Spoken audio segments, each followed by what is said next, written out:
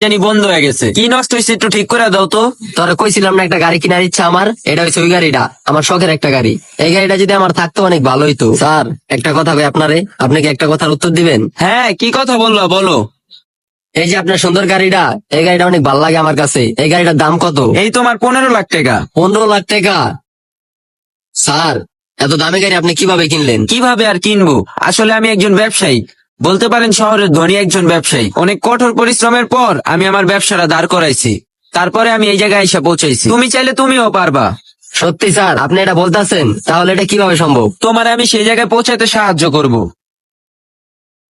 এই নাও আমার কাজ, তোমার কাজ শেষ হলে তুমি আমার সাথে যোগাযোগ করো। ঠিক আছে স্যার। আমি একটু ব্যস্ততার মধ্যে আছি, তাই কথা বলতে পারলাম না।